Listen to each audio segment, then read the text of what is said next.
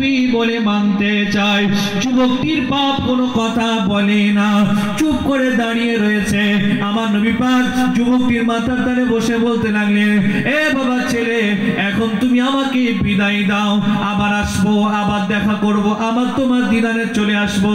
তবে তুমি কোনো চিন্তা করবে না, পেরেশান হবে না, চিন্তিত তুমি হবে না, আল্লাহ তোমাকে ভালো করে দেবে।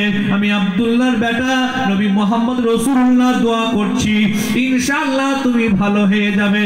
আমার নবীর ছোঁয়া পেয়ে, আমার নবীর দোয়া পেয়ে, আমার নবীর মোহাব্বত পেয়ে চোখ দিয়ে পানি গড়িয়ে যাচ্ছে।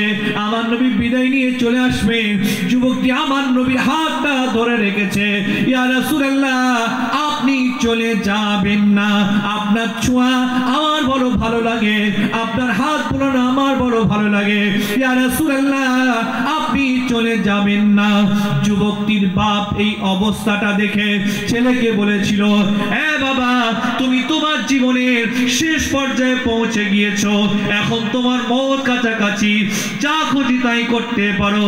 ওই সময় যুবকটি আমার রাসূলুল্লাহকে বলেছিলেন, ইয়া রাসূলুল্লাহ, ইয়া হাবিবাল্লাহ, হুজুর বুঝতে পেরে গিয়েছি আপনি সত্য নবী, আপনি ন্যায় নবী, আপনি হক নবী। সত্য নবী না হলে এত দয়া, এত মায়া, এত মমতা, এত মোহাব্বত থাকতো না। না না ইয়া রাসূলুল্লাহ, আর দেরি করলাম না, আমি আপনাকে আল্লাহর নবী বলে মেনে নিলাম। জোরে হবে না সুবহানাল্লাহ, মোহাম্মদের তাকবীরের ধ্বনি হবে না, নারায়ে তাকবীর, আল্লাহু আকবার। ইয়া রাসূলুল্লাহ, আপনার এত দয়া, এত মায়া, এত প্রেম, কি রহমতের রাসূল আপনি।